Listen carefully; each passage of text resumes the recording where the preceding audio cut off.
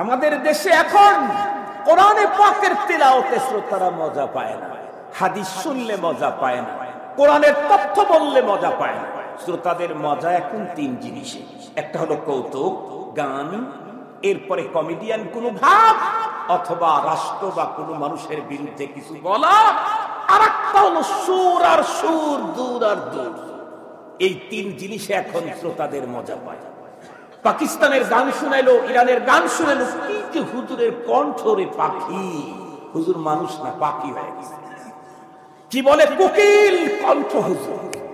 এই শব্দগুলি যখন কোরআনী আলোচনার আঙ্গিনায় ঢুকছে, তখন থেকেই কোরআনী আলোচনার বরকত নষ্ট হয়ে যাচ্ছে, তখন থেকেই কোরআনী আলোচনার হেদায়েত কমে যাচ্ছে।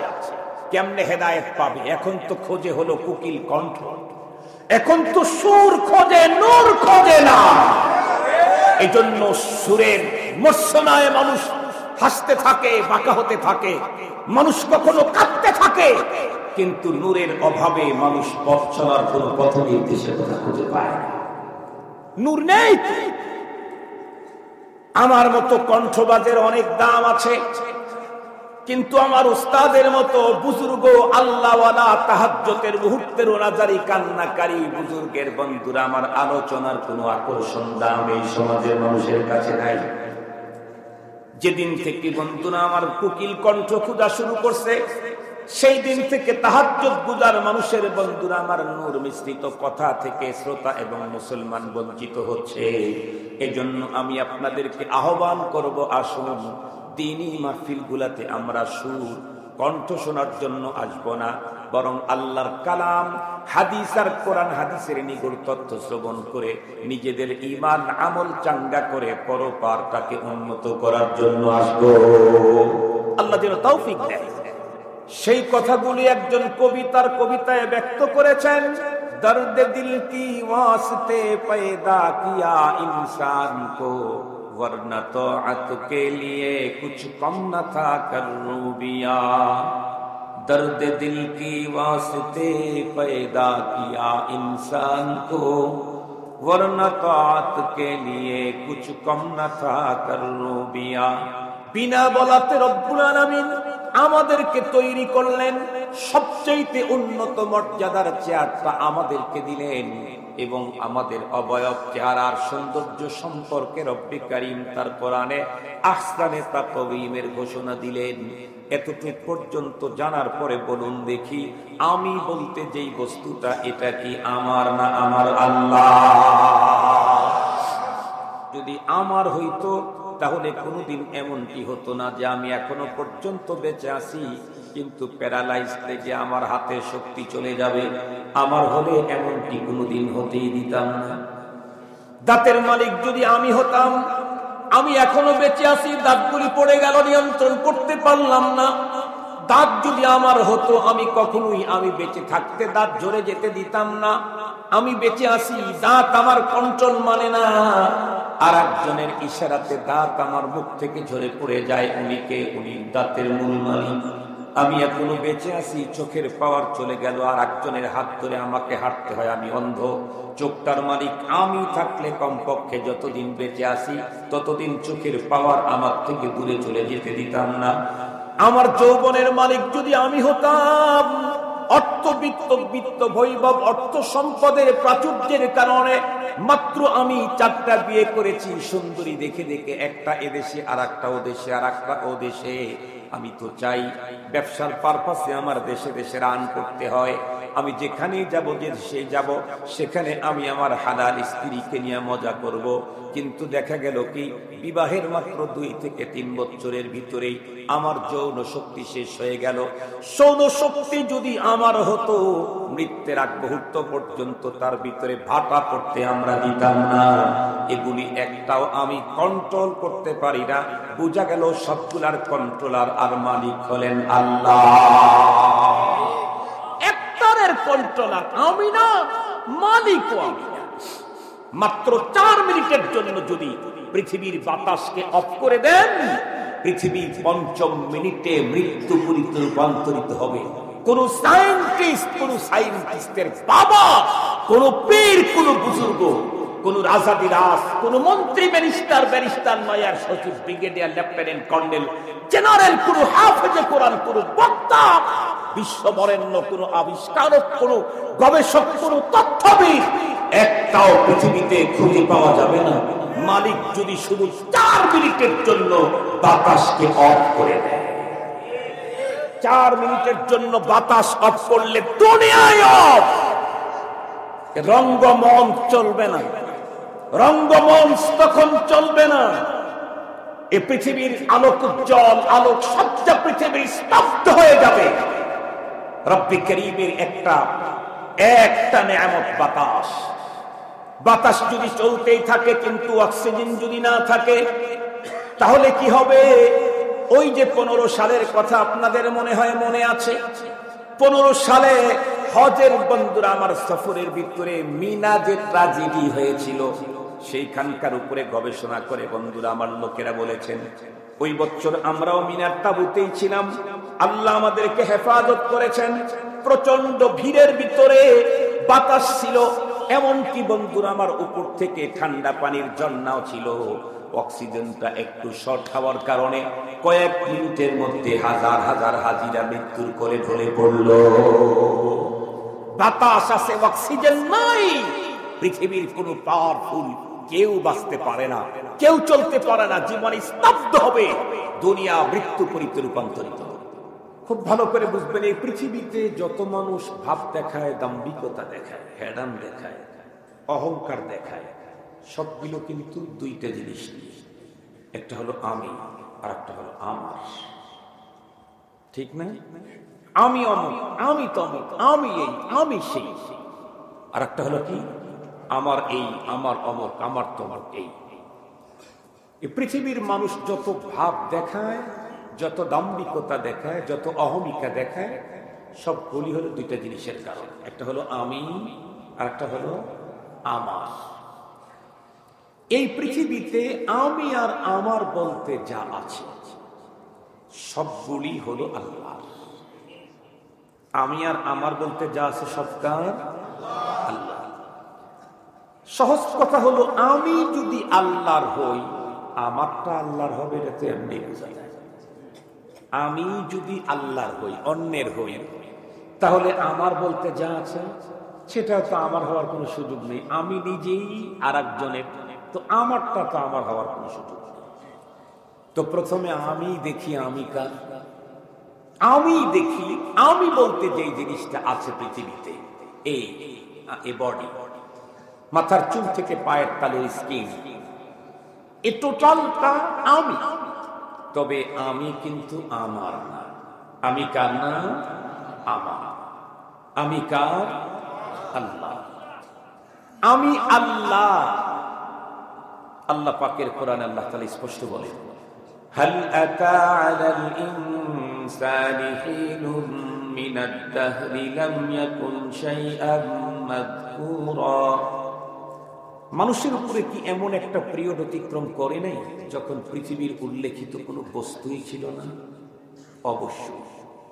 একজন কবি বড় চমৎকার বলেছেন, মানাবুদ মুতাকাদা মানাবুদ, মানাবুদ মুতাকাদা মানাবুদ, লুৎফে তু না গুফতায়ে মামি শনুদ, আদমিয়ত দাদাই বাজম মুসলমা করদাই, এ খুদা কুরবা শওম এহসাব আর এহসা করদাই।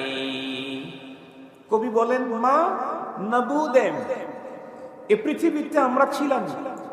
ও তাকাজায়ে মা নাবুদ, এ পৃথিবীতে আমাদের আসার কোনো দরখাস্ত, আবেদনও আল্লাহ পাকের কাছে দিলাম না। দেওয়াতেই রব আমাদেরকে অস্তিত্ব দিলেন। শুধু কি অস্তিত্বই দিলেন না শ্রেষ্ঠত্ব দিলেন? শ্রেষ্ঠত্ব দিলেন। অস্তিত্ব তো দিলেন, শ্রেষ্ঠত্ব দিলেন। শ্রেষ্ঠত্ব কি দিলেন? আল্লাহ পাকের কোরআন আল্লাহ বলেন, ওয়ালাকাদ কাররামনা বনি আদম ওয়া হামালনাহুম ফিল বাররি ওয়াল বাহরি ওয়া রাযাকনাহুম মিনাত তাইয়িবাত ওয়া ফাদ্দালনাহুম আলা কাসীরিন মিম্মান খালাকনা তাফদীলা রব্বে কারীম বলেন, অসংখ্য অগণিত সৃষ্টির মধ্যে আমি সর্বোচ্চ মর্যাদা প্রদান করলাম আদম আলাইহিস সালামের সন্তানদেরকে। সুবহানাল্লাহ। শুধু মর্যাদার চেয়ারটাই উন্নত করেছেন না, না, মর্যাদার চেয়ারটাই শুধু উন্নত করেন নেই। অনেক বিশ্রী মানুষ কিন্তু হাইফাই চেয়ার আছে না, কিন্তু রব আমাদেরকে শুধু মর্যাদাতেই উন্নীত করছেন তা না, সৌন্দর্যে পৃথিবীর সেরা করেছেন। আল্লাহ নিজে বলেন, লাকাদ খালাকনাল ইনসানা ফি আহসানি তাকওয়িম, সবচেয়ে সুন্দর করে আমি ইনসানকে তৈরি করেছি। এটা আল্লাহ পাকের ঘোষণা। এখন কথা হলো, আপনাদের অনেকের মনে প্রশ্ন আসতে পারে, হুজুর আপনি যে বললেন যে আমরা ছিলাম, এটা ঠিক আছে, কিন্তু আমরা পৃথিবীতে আসার কোনো আবেদনও দেওয়া হয় নাই, এই কথাটা ঠিক না। কেন? আমি তো আমার আব্বার কাছ থেকে শুনেছি, আব্বা বিয়ে করার পরে 10 বছর পরে আমি আসছি পৃথিবীতে। আব্বা খুব দোয়া করতেন আল্লাহর কাছে, মা নাকি তাহাজ্জুদ করে কান্না করতেন।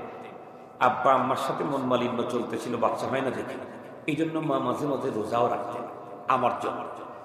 তো আমি ছিলাম না, এটা ঠিক আছে, আমার জন্য দরখাস্ত দেওয়া হয় না, এই কথাটা ঠিক নেই। এই প্রশ্ন যদি আপনারা করেন, তাহলে আমি আপনাদেরকে একটু উপরের দিকে নিয়ে যেতে চাই। ঠিক আছে, মেনে নিলাম আপনার জন্য আপনার আব্বা আম্মা দোয়া করেছে, তার জন্য তার আব্বা আম্মা দোয়া করেছে, তার জন্য তার আব্বা আম্মা দোয়া করেছে। এইভাবে দোয়া করতে করতে করতে করতে আদম আলাইহিস সালাম পর্যন্ত যাবে। আমার জিজ্ঞাসা হলো, আদম আলাইহিস সালামের জন্য কোন আব্বা আম্মা দোয়া করেছে? কথা বুঝেন নাই? আমাদের জন্য না হয় আমাদের আব্বা আম্মা দোয়া করেছে, কিন্তু আদম পয়গম্বরের জন্য কোন আব্বা দোয়া করেছিল? আদম আলাইহিস সালামের আব্বা আছে না, আম্মা আছে। ওনার আব্বা আম্মা তো তাহাজ্জুদ পড়েন নাই, রোজাও রাখেন নাই, চিল্লাও দেন নাই, আল্লাহর কাছে কান্নাকাটি করেন নাই। প্রথম মানুষ যিনি, তাকে তৈরির কোন তাকাজা, কোন দরখাস্ত আল্লাহ পাকের কাছে জমা হয় নাই। বরং কোরআন খুঁজলে দেখা যায়, আল্লাহ পাক যখন আদম আলাইহিস সালামকে তৈরি করার প্ল্যান ফেরেশতাদেরকে জানালেন, ফেরেশতারা তখন ভেটো দিয়েছে। কোরআন শরীফের মধ্যে আছে না নাই?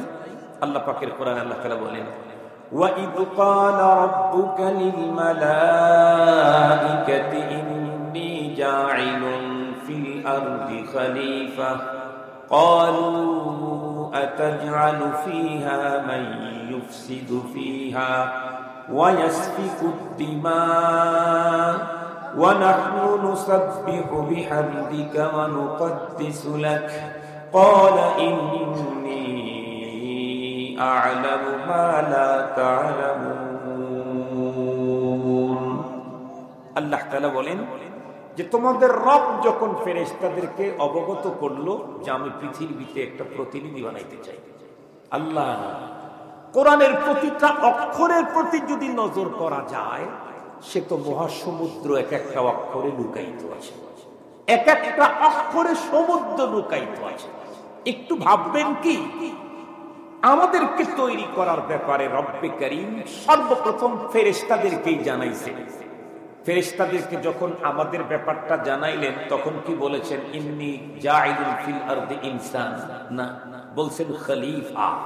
খলিফা মানে আমার প্রতিনিধি। আল্লাহ আমাদের ব্যাপারে তার প্রতিনিধি হওয়ার ঘোষণা আগে দিয়ে দিয়েছেন। আমরা শুধু ইনসান না, আমরা হলাম রব্বুল আলামিনের প্রতিনিধি। আপনারা বলেন তো দেখি, আপনাদের এই পৌরসভা আছে না, পৌরসভাতে মেয়র একজন, কিন্তু কমিশনার অনেক কয়জন? সমস্ত কমিশনার গুলা নিয়েই মেয়রকে কাজ করতে হয়। কিন্তু তাই বলে কি মেয়র যাকে তাকে এলাকার থেকে চলে গেলে তার প্রতিনিধিত্ব দেয় না? সব কমিশনার কখনো মেয়রের জিম্মাদারি পায় না। মেয়র রাষ্ট্রীয় কাজে বাইরে চলে গেলে 9 জন 10 জন 20 জন কমিশনার 100 জন কমিশনারের মধ্যে কাকে ভারপ্রাপ্ত মেয়র দেয়? যার প্রতি মেয়র নিজে খুব বেশি আস্থা, যাকে খুব মোহাব্বত করেন, যাকে অন দিল থেকে ভালোবাসেন, যাকে উনি চয়েস করেন, যার প্রতিটা কাজ তার বড় প্রিয় এবং তার মোতাবেক হয়, তাকেই তার প্রতিনিধিত্ব দেন। মুহতারাম হাজিরিন, রব্বুল আলামিন আমাদেরকে তৈরি করার ব্যাপারে ফেরেশতাদেরকে যে জানালেন, ইনসান বলেন নাই, বলেন আমি পৃথিবীতে আমার প্রতিনিধি তৈরি করতে চাই। কত বড় করে উপস্থাপন করেছেন আমাদের। মুসলমান ভাইরা রে, আমার কথা ভালো করে বুঝবেন।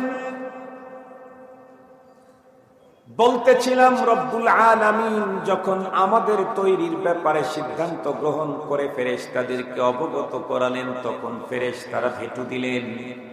তারা বললেন, ক্বালু আতাজআলু ফীহা মান ইউফসিদু ফীহা ওয়া ইয়াসফিকুদ দিমা। আয় রব্বুল আলামিন, আপনি কি পৃথিবীতে এমন একটা প্রোডাক্ট তৈরি করতে যাচ্ছেন যারা দুনিয়াতে আসার পরে নাফরমানি করবে, খুন খারাপি করবে। ওয়া নাহনু নুসাব্বিহু বিহামদিকা ওয়া নুকদ্দিসু লাক, আপনার তাসবিহ তাকদীসের জন্য আমরাই যথেষ্ট আছি।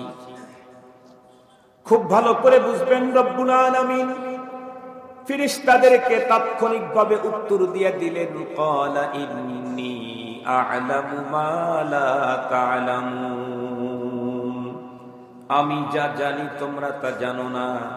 তার মানে তোমরা যেই কোয়ালিটির ইবাদত করো, যেই কোয়ালিটির সিজদা করো, তাসবিহ পড়ো, তাকদীস করো, ওই কোয়ালিটির ইবাদতের জন্য আমি মানুষ বানাইছি না, এমনটি না। এর চাইতে অনেক অনেক উন্নত কোয়ালিটির ইবাদতের জন্য আমি মানুষ বানাইতে চাই। সেই কথাগুলি একজন কবিতার কবিতায় ব্যক্ত করেছেন। दर्द दिल की वास्ते पैदा किया इंसान को, वरना तौअत के लिए कुछ कम न था करूबिया। दर्द दिल की वास्ते पैदा किया इंसान को, वरना तौअत के लिए कुछ कम न था करूबिया। সেদিকে যেতে চাই না। রব্বি করিম তখন সিদ্ধান্ত নিলেন মানুষ বানাবেন। সর্বপ্রথম মানব আত্মাকে তৈরি করলেন। সমস্ত মানুষের আত্মা আল্লাহ পাক এটা টাইমে তৈরি করে সেগুলিকে একটা জগতে সংরক্ষণ করলেন। এরপরে অনেক পরে রব্বে করিম সিদ্ধান্ত নিলেন, এখন আমি একজন মানুষ বানাবো। খুব ভালো করে বুঝবেন, মানব বডি সর্বপ্রথম আদম আলাইহিস সালামের বডি আল্লাহ পাক তৈরি করলেন। আদম পয়গম্বরের বডি তৈরি করে এর ভিতরে আল্লাহ পাক রব্বুল আলামিন রূহ ফুঁকায়া দিলেন। এর দীর্ঘদিন পরে আদম পয়গম্বরের বাম পাশের বাঁকা হাড্ডি থেকে পৃথিবীর সেকেন্ড ম্যান, দ্বিতীয় মানুষ হাওয়া আলাইহিস সালামকে আল্লাহ পাক তৈরি করলেন। এই দুইজনের মাধ্যমে পৃথিবীতে বন্ধুরা আমার মানুষ সৃষ্টি শুরু হয়ে গেল। খুব ভালো করে বুঝবেন। তাহলে বন্ধুরা আমার কি বলতেছিলাম, আমরা তো পৃথিবীতে ছিলাম না, এমনকি আদি পিতা হযরতে আদম আলাইহিস সালামও এই পৃথিবীতে একটা সময় ছিলেন না। ওনার যেহেতু বাবাও নাই, মাও নাই, আমাদের না হয় আব্বা আছেন, আম্মা আছেন, তারা তাহাজ্জুদ পড়ে আমাদের জন্য আল্লাহর কাছে দরখাস্ত দিয়েছেন। কিন্তু আমার আব্বা আম্মার দরখাস্ত দেওয়ার সুযোগ পেয়েছেন আদম পয়গম্বর তৈরি হওয়ার কারণে।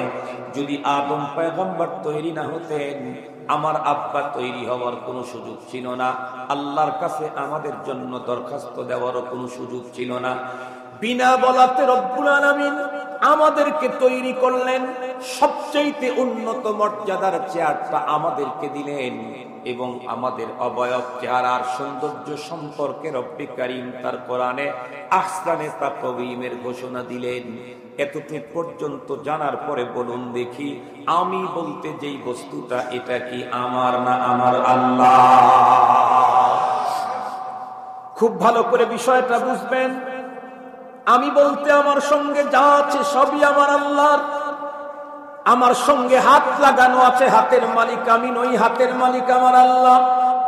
আমার সঙ্গে যে পা লাগানো আছে, পায়ের মালিক আমি নই, পায়ের মালিকও আমার আল্লাহ। চোখের মালিক আমি নই, আল্লাহ। দাঁতের মালিক আমি নই, আল্লাহ। ভালো করে বুঝবেন, আমি বলতে যেই জিনিসটা টোটালটা আল্লাহর, আমার না। আমার কাছে এগুলি আমানত দিয়েছেন। এইটা যদি আমার হইতো তাহলে কোনোদিন এমনটি হতো না যে আমি এখনো পর্যন্ত বেঁচে আছি। কিন্তু প্যারালাইজ থেকে আমার হাতে শক্তি চলে যাবে, আমার হলে এমনটি কোনোদিন হতেই দিতাম না।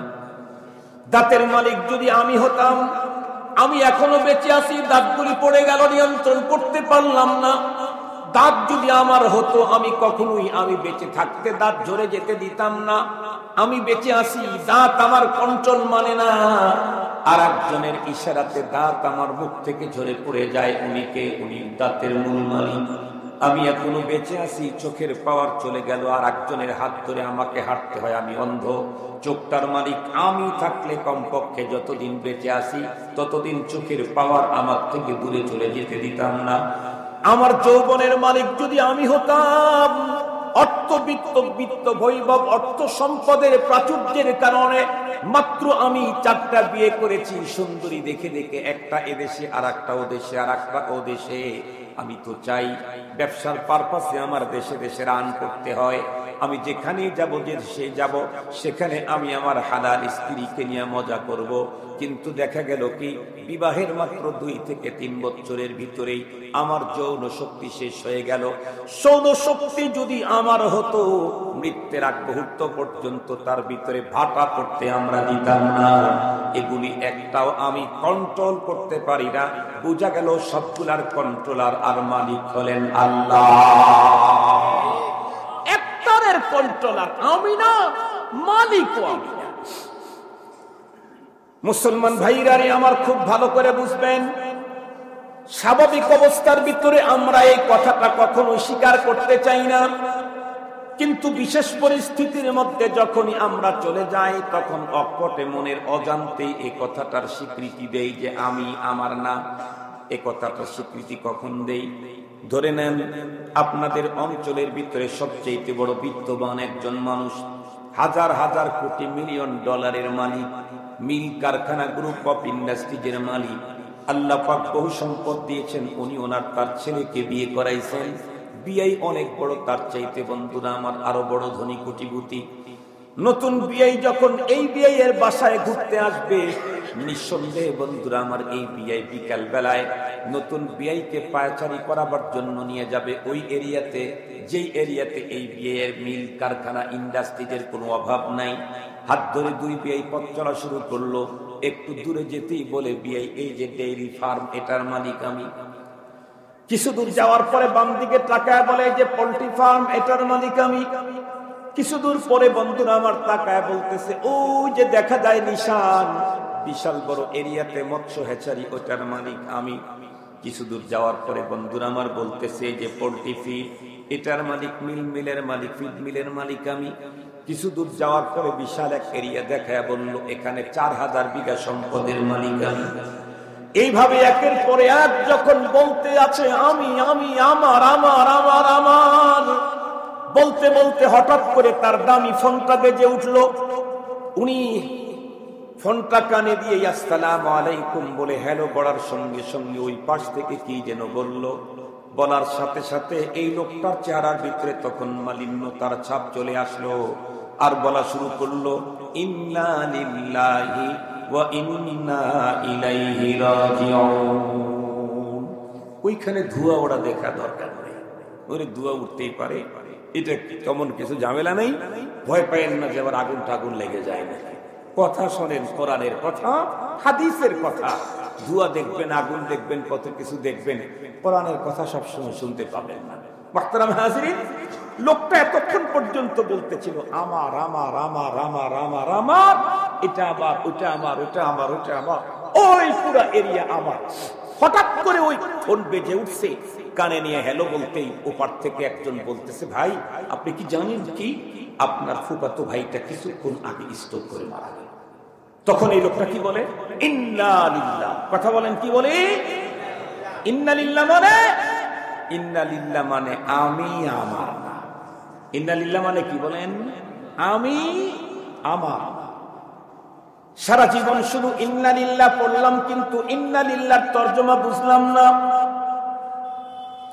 গতকালকেও কোন এক প্রোগ্রামে ইন্না লিল্লাহর ব্যাপারে এই কথা যখন বলছি, এক মাদ্রাসার শেখুল হাদিস বুখারী পড়ায়, ঢাকার এক মাদ্রাসার প্রতিষ্ঠাতা প্রিন্সিপাল, উনি আমার গাড়িতে উঠে বলতেছেন, হুজুর জীবনে ইন্না লিল্লাহর তরজমা তো অনেক পড়েছি, তাহকিক পড়েছি, তারকিব পড়েছি, কিন্তু ইন্না লিল্লাহ যে এই জিনিস, এটা আমাদের ও আমার ওয়াজাহাত হয়েছিল না, আজকে হলো।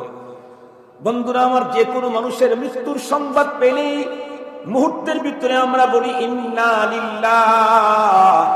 ইন্না লিল্লাহ মানে নিঃসন্দেহে আমি আল্লাহ, আমি আমার না। এতক্ষণ পর্যন্ত বলল ডেইরি ফার্ম আমার, পোল্ট্রি ফিড আমার, হ্যাচারি আমার, 1000 বিঘা সম্পদের এরিয়া আমার, ওই যে ওইখানে মিল আছে আমার, ওই যে ওইখানে অমুক আছে, তমুক আছে আমার, অমুক ব্যাংকটা আমার। যখন শুনছে অমুক মরে গেছে তখন বলে আমি আমার না, আমি কার? আর একটু জোরে বলেন আমি কার? এই যদি হয় আমি আল্লাহ, তাহলে বন্ধুরা আমার, আমি বলতে যেই জিনিসটা আছে এইখানে আমার কোনো স্বাধীনতাই চলতে পারে না। আমি যদি আমার না হই, আমি যদি আল্লাহর হই, তাহলে এ হাত সব কাজে ব্যবহার করার পারমিশন নেই। চেয়ারটা যদি আমার হয়, আমি নিজে বসতে পারি, আর একজনকে বসতে দিতে পারি, প্রয়োজন হলে বিক্রিও করে দিতে পারি। চেয়ারটা যদি সরকারি অফিসের হয়, আমি বসতে পারি, আর একজনকে বসাইতে পারি। বিক্রি করার অধিকার, কথা বলেন, বিক্রি করার অধিকার নেই। চেয়ারটার মালিক যদি আমি হই, আমি বসতে পারি, আপনাকে বসাইতে পারি, ইচ্ছে করলে বিক্রি করে দিতে পারি। চেয়ারটা যদি আমার না হয়, সরকারি অফিসের হয়, তাহলে আমি বসতে পারি, আর একজনকে বসাইতে পারি, কিন্তু বিক্রি করে দেওয়ার অধিকার নেই। হাতের মালিক যেহেতু আমি না, সঙ্গত কারণে এ হাত ব্যবহারের যে নীতিমালা আল্লাহ পাক দিয়েছেন, সে নীতিমালা অনুযায়ী হাত ব্যবহার করতে পারি, এর বাইরে ব্যবহার করতে পারি না। চোখ আল্লাহ দিয়েছেন, চোখ তাকাবার নীতিমালা দিয়েছেন। আল্লাহ পাকের কোরআনে আল্লাহ পাক নিজেই বলেন, কুল্লিল মুমিনিনা ইয়াগুদ্দু মিন আবসারিহিম ওয়া ইয়াহফাযু ফুরুজাহুম। আর জায়গায় আল্লাহ বলেন, ওয়া কুল্লিল মুমিনাতি ইয়াগুদ্দুনা মিন আবসারিহিন্না ওয়া ইয়াহফাযনা ফুরুজাহুন্না। এই আয়াতে কারিমাতে আল্লাহ পাক ফরমালিকার দুইটা জিনিস যেটা আমার কাছে আছে, আমার শরীরে আছে, একটা হলো চোখ, আর একটা হলো লজ্জাস্থান। চোখ আর লজ্জাস্থানকে কোথায় ব্যবহার করতে হবে আর কোথায় ব্যবহার করা যাবে না, এ নীতিমালা কোরআনে হাকিমে আল্লাহ পাক দিয়েছেন। ঠিক তদ্রূপ বন্ধুরা আমার, কোরআন হাদিসের অন্য জায়গায় হাত কোথায় ব্যবহার করতে পারবো, কোথায় পারবো না তাও বলেছেন। পা কোন কাজে ব্যবহার করতে পারবো, কোন কাজে ব্যবহার করতে পারবো না তাও বলেছেন। মেধা দিয়ে কি ভাবনা ভাবতে পারবো, কোন ভাবনা ভাবতে পারবো না তাও বলে দিয়েছেন। শুন বন্ধুরা আমার, অন্তর দিয়ে কি কি, বন্ধুরা আমার, অন্তরের ভিতরে কি পরিকল্পনা তৈরি করতে পারবো, কি পারবো না, এগুলিও বলে দিয়েছেন।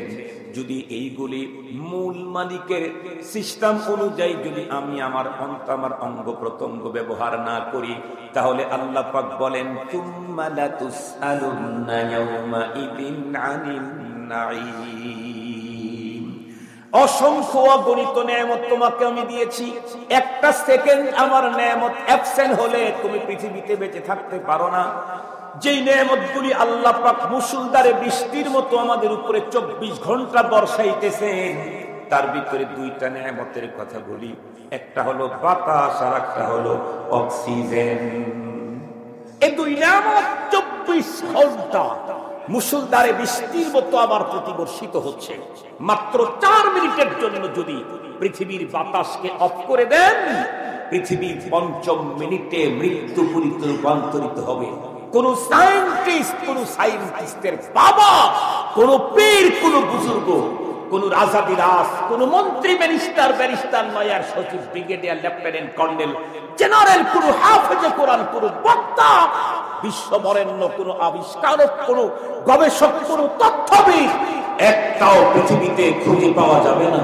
মালিক যদি শুধু 4 মিনিটের জন্য বাতাসকে অফ করে দেয়, 4 মিনিটের জন্য বাতাস অফ করলে দুনিয়ায় অফ। রঙ্গমঞ্চ চলবে না, রঙ্গমঞ্চ তখন চলবে না। এ পৃথিবীর আলোক উজ্জ্বল, আলোক সজ্জা পৃথিবীর স্তব্ধ হয়ে যাবে। রব্বি করিমের একটা একটা নেয়ামত বাতাস। বাতাস যদি চলতেই থাকে কিন্তু অক্সিজেন যদি না থাকে তাহলে কি হবে? ওই যে 15 সালের কথা আপনাদের মনে হয় মনে আছে, 15 সালে হজের বন্ধুরা আমার সফরের ভিতরে মিনা যে ট্র্যাজেডি হয়েছিল সেইখানকার উপরে গবেষণা করে বন্ধুরা আমার লোকেরা বলেছেন ওই বছর আমরাও মিনার তাঁবুতেই ছিলাম। আল্লাহ আমাদেরকে হেফাজত করেছেন। প্রচন্ড ভিড়ের ভিতরে বাতাস ছিল, এমনকি বন্ধুরা আমার উপর থেকে ঠান্ডা পানির ঝর্ণাও ছিল। অক্সিজেনটা একটু শর্ট হওয়ার কারণে কয়েক মিনিটের মধ্যে হাজার হাজার হাজিরা মৃত্যুর কোলে ঢলে পড়ল। বাতাস আছে, অক্সিজেন নাই। পৃথিবীর কোন পাওয়ারফুল কেউ বাঁচতে পারে না, কেউ চলতে পারে না। জীবন স্তব্ধ হবে, দুনিয়া মৃত্যু পরিতে রূপান্তরিত হবে। মুসলমান ভাইরা আমার খুব ভালো করে বুঝবেন। তাহলে আমি বলতে যেই জিনিসটা, এটার মালিক আমি নাকি আল্লাহ? শুধুমাত্র কেবলমাত্র আমি কি আল্লাহর? না না, আমি যেমন আল্লাহর, আমার বলতে যা আছে এগুলিও আমার আল্লাহর। আমার বলতে যেই জিনিসগুলোর নিয়ে মানুষ বেশি গর্ব করে, অহংকার করে, সেটা হলো 3টা জিনিস। একটা হলো সম্পদ, আর একটা হলো সন্তান, আর একটা হলো চেয়ার আর পাওয়ার। এটা আমার আমার আমার এই 3 জিনিস নিয়ে মানুষ দুনিয়ার ভিতরে গর্ব করে, অহংকার করে, দাম্ভিকতা দেখায়। মনে রাখতে হবে আমার সন্তানের মালিক আমি নই, আমার সম্পদের মালিকও আমি নই, আমার চেয়ার আর পাওয়ারের মালিকও আমি নই। এই সবগুলি আল্লাহ পাক রব্বুল আলামিন মালিক আমার হাতে আমানত দিয়েছে। আল্লাহ পাকের কোরআন খুলে দেখেন, আল্লাহ পাক কি বলেন? তাবারাকাল্লাযী বিয়াদিহিল মুলকু ওয়া হুয়া আলা কুল্লি শাইইন কাদির। বরকতময় ওই সত্তা যার হাতের ভিতরে কুল কায়নাতের রাজত্ব। বরকতপূর্ণ ওই সত্তা যার মালিকানায় কুল কায়নাত। শুধু এতটুকুন বলেছেন তাই না? রব্বে কারীম আরেক জায়গায় বলেন, কুলিল্লাহুম্মা মালিকাল মুলকি তুতিল মুলকা মান তাশাউ ওয়া তানজিউল মুলকা মিম্মান তাশাউ ওয়া তুইজ্জু মান তাশাউ ওয়া তুদিল্লু মান তাশাউ বিয়াদিকাল খায়র ইন্নাকা আলা কুল্লি শাইইন কাদির। আল্লাহু আকবার বলেন। আমাদের দেশে এখন কোরআনে পাকের তিলাওয়াতে শ্রোতারা মজা পায় না, হাদিস শুনলে মজা পায় না, কোরআনের তথ্য বললে মজা পায় না। শ্রোতাদের মজা এখন 3 জিনিসে। একটা হলো কৌতুক, গান, এরপরে কমেডিয়ান কোনো ভাব অথবা রাষ্ট্র বা কোনো মানুষের বিরুদ্ধে কিছু বলা, আর একটা হলো সুর আর সুর, দূর আর দূর। এই 3 জিনিসে এখন শ্রোতাদের মজা পায়। পাকিস্তানের গান শুনাইলো, ইরানের গান শুনাইলো, কি যে হুজুরের কণ্ঠরে পাখি। হুজুর মানুষ না, পাখি হয়ে গেছে। কি বলে কোকিল কণ্ঠ হুজুর। এই শব্দগুলি যখন কোরআনী আলোচনার আঙ্গিনায় ঢুকছে তখন থেকেই কোরআনী আলোচনার বরকত নষ্ট হয়ে যাচ্ছে, তখন থেকেই কোরআনী আলোচনার হেদায়েত কমে যাচ্ছে। কেমনে হেদায়েত পাবে? এখন তো খোঁজে হলো কোকিল কণ্ঠ, এখন তো সুর খোঁজে, নূর খোঁজে না। এই জন্য সুরের মর্সনায় মানুষ হাসতে থাকে, বাঁকা হতে থাকে, মানুষ কখনো কাঁদতে থাকে, কিন্তু নূরের অভাবে মানুষ পথ চলার কোন পথ নির্দেশের কথা খুঁজে পায় না। নূর নেই। আমার মতো কণ্ঠবাজের অনেক দাম আছে, কিন্তু আমার উস্তাদের মতো বুজুর্গ আল্লাহওয়ালা তাহাজ্জুদের মুহূর্তের ওনাজারি কান্নাকারী বুজুর্গের বন্ধুরা আমার আলোচনার কোনো আকর্ষণ দাম এই সমাজের মানুষের কাছে নাই। যেদিন থেকে বন্ধুরা আমার কোকিল কণ্ঠ খোঁজা শুরু করছে সেই দিন থেকে তাহাজ্জুদ গুজার মানুষের বন্ধুরা আমার নূর মিশ্রিত কথা থেকে শ্রোতা এবং মুসলমান বঞ্চিত হচ্ছে। এজন্য আমি আপনাদেরকে আহ্বান করব, আসুন দ্বীনি মাহফিল গুলাতে আমরা সুর কণ্ঠ শোনার জন্য আসবো না, বরং আল্লাহর কালাম, হাদিস আর কোরআন হাদিসের নিগুড় তথ্য শ্রবণ করে নিজেদের ঈমান আমল চাঙ্গা করে পরপারটাকে উন্নত করার জন্য আসবো। আল্লাহ যেন তৌফিক দেয়। আমি কোরআনে পাকের আয়াত তেলাওয়াত করেছি, প্রতি অক্ষরে কমপক্ষে আমার মনে হয় 40টি করে নেকি আমার হয়েছে, আপনাদের হয়েছে। আল্লাহ পাক কি বললেন? কুলিল্লাহুম্মা মালিকাল মুলক, আপনি বলেন আল্লাহ পাক হলেন সমস্ত মুলুকের মালিক। যারে খুশি তারে ইজ্জত দেন, যারে খুশি তারে বেইজ্জতি করেন, যাকে খুশি তাকে বাদশা বানান, যাকে খুশি তারে ফকির বানান। মুহূর্তের ভিতরে এই কাজগুলি যিনি করতে পারেন উনি কে? দিল থেকে একটু বলেন তো দেখি কে? আল্লাহ রব্বুল আলামিন। আরো কি বলেন? তাবারা, আল্লাহ পাক আরো বলেন লাহু মা ফিস সামাওয়াতি ওয়া মা ফিল আরদি ওয়া মা বাইনাহুমা ওয়া মা তাহতাস সারা। ওই আল্লাহ পাকের মালিকানায় আসমান সমূহের ভিতরে যা আছে সব, জমিন সমূহের ভিতরে যা আছে সব, আসমান জমিনের মাঝে যা আছে সব, এমনকি মাটির অভ্যন্তরে যত খনিজ সম্পদ আছে, আল্লাহ পাক বলেন এই সবগুলির মালিক হইলাম আমি আল্লাহ। আসমান জমিনের সবকিছুর মালিক যদি আল্লাহ হন, আমার মালিক কে? আর একটু জোরে বলেন আমার মালিক কে? খালাকানি ওয়া ইয়াহদিন, উনি আমাকে সৃষ্টি করেছেন, উনি আমাকে পথ দেখান। মুসলমান ভাইরা আমার, এইজন্য খুব ভালো করে বুঝবেন আল্লাহ পাক আমাকে যেই নেয়ামতগুলি দিয়েছেন, আল্লাহর যে আমানত আমার কাছে আছে, তার ভিতরে প্রথমটা হলো আমি বলতে যেই জিনিসটা, এটা আমার আল্লাহর আমানত। দ্বিতীয় নম্বরে আমার বলতে যা আছে, প্রথম সন্তানের কথাই বলি, সন্তানটাও আল্লাহর দেওয়া আমানত। এই জন্য আমি আমার সন্তানকে যেমন খুশি তেমন করে গড়ে তুলতে পারবো না, আমি আমার সন্তানকে যেমন খুশি তেমন শিক্ষা দিতে পারবো না, আমি আমার সন্তানকে যেমন খুশি তেমন করে দুনিয়াতে চালাইতে পারবো না। আল্লাহ পাক আমাকে সন্তান আমার কাছে আমানত পাঠিয়েছেন, রব আমাকে ফর্মুলাও দিয়েছেন, সেই ফর্মুলা অনুযায়ী আমার সন্তানকে গড়তে হবে, তাহলেই আমানত তার মালিকের কাছে পৌঁছে দেওয়া হবে। তা যদি না করি, নিঃসন্দেহে আমানতের মাল যদি আমি খেয়ানত করি, তাহলে অবশ্যই আমাকে অপরাধীর কাতারে দাঁড় হতে হবে। এই জন্য মুসলমান ভাইরা আমার, আল্লাহর দেওয়া গুরুত্বপূর্ণ আমানত হলো সন্তান। আমি যেমন আমাকে যেখানে সেখানে কাজে লাগাইতে পারি না, আমার হাতটা যেমন যত্রতত্র ব্যবহার করতে পারি না, আমার সন্তানের ব্যাপারেও আমি যেমন তেমন সিদ্ধান্ত নিতে পারি না। এই জন্য আল্লাহর আমানত, আল্লাহর ওয়াদা, ইন্নাল্লাহা ইয়া'মুরুকুম আন তু'আদ্দুল আমানাত ইলা আহলিহা। আমি এবং আমার বলতে যা আছে সবগুলার মালিকানা যেন কার? একটু জোরে বলেন, আমি আর আমার যা আছে সবর মালিকানা যেন কার? সুতরাং আমি নিজেও আল্লাহর হুকুমের বাইরে যাওয়ার কোনো পারমিশন নাই, আমার কোনো কিছু আল্লাহর হুকুমের বাইরে ব্যবহার করার কোনো পারমিশন নেই। একটা কথা বলেই শেষ করে দিচ্ছি, আমি যদি কোনো পাবলিকের সম্পদ আমি চুরি করলাম, ডাকাতি করলাম, ছিনতাই করলাম, মামলা হলো, অবশ্যই সাজা হবে। কিন্তু আমি যে জিনিসটা চুরি করেছি, যে সম্পদটা ছিনতাই করেছি, ডাকাতি করেছি, এটা পাবলিকের না সরকারের, তাইলে মামলার শাস্তি এখন কম হবে না জটিল হবে? কথা বলেন না কেন? সরকারি সম্পদ চুরি করছি, ডাকাতি করছি, ছিনতাই করছি, শাস্তি কম না বেশি?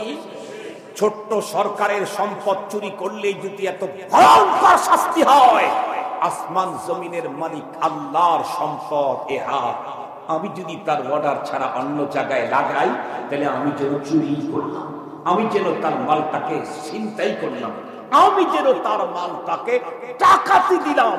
এ কারণে আমার শাস্তি আখিরাতে কেমন হবে? কোরআনে হাকিমের 30 নম্বর পারাতে আল্লাহ তাআলা বলেন, ফায়াউমা ইদিন লা ইউআযিবু আযাবাহু আহাদ ওয়া লা ইউসিকু ওয়াসাকাহু আহাদ। সেই দিন আল্লাহর আমানতকে যারা খেয়ানত করেছে তাদের এমন শাস্তি দেওয়া হবে যেই শাস্তি পৃথিবীর কেউ কোনোদিন কাউকে দিতে পারে নাই। এমন ভাবে অপরাধীদেরকে বেঁধে রাখা হবে যেই পদ্ধতিতে পৃথিবীর কোন অপরাধীকে কেউ কোনোদিন বাঁধতে পারে না। এই জন্য মুসলমান ভাইরা আমার, সর্বশেষ কথা আপনাদের কাছে আমার একটাই, উসি আউওয়ালান নাফসি ওয়া ইয়াকুম।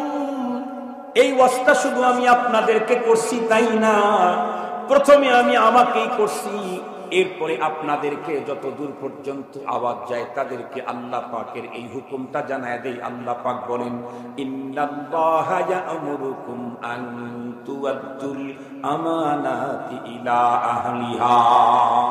একজন মানুষের মাথার ভিতরে যদি 24 ঘন্টায় কথাটা থাকে, আমি আমার না, আমার সম্পদ আমার না, সবগুলার মালিক আল্লাহ, তাহলে এই লোকটা যেমন নিজে কোনো অপরাধে জড়তে পারবে না, সন্তানদেরকে দিয়ে কোনো অপরাধের কাজে সমর্থন করতে পারবে না, নেতা অধীনস্থ লোকদেরকে নিয়ে, কর্মীদেরকে দিয়ে কোনো অপরাধের কাজ করাইতে পারবে না। যেই লোকটা মনে করবে আমিও আমার সম্পদগুলি আমার, সে তখন হাজার অপরাধ করেই চলবে, এর অন্তর তাকে কোনো বাধার সৃষ্টি করবে না। এজন্য আমরা 24 ঘন্টায় অন্তরের ভিতরে কথা রাখবো। আল্লাহ পাকের অর্ডার, প্রত্যেকে আমানতদাতার আমানত যিনি রেখেছেন তার মূল মালিকের কাছে আমানতটাকে যথাযথ পৌঁছিয়ে দেওয়া আল্লাহ পাকের অর্ডার। আল্লাহ পাক রব্বুল আলামিন আমাদেরকে সব ধরনের আমানত যথাযথ হেফাজতের তৌফিক দান করে দিন। মুহতারাম হাজিরিন, আর আলোচনাকে দীর্ঘায়িত করার কোনো প্রয়োজন নাই। একটা কথাও যদি আমরা একদিন মেনে নেই, গ্রহণ করি, চলতে থাকি, ইনশাআল্লাহ রপ্তা কিছুদিনের মধ্যেই আমাদের টোটাল লাইফটা ইসলামের সাজে সেজে যাবে। আমরা আল্লাহ পাকের প্রিয় বান্দাদের কাতারে শামিল হতে পারবো। আল্লাহ পাক আমাদের সকলকে একটা করে দ্বীনের কথা জেনে মানার তৌফিক দান করুক। টোটাল জীবনটাকে ইসলামের সাজে সাজিয়ে আল্লাহ পাক আমাদেরকে পরপার কবরের পথে যাত্রা করার তৌফিক দান করুক। আর একটু জোরে বলবেন কি আমিন?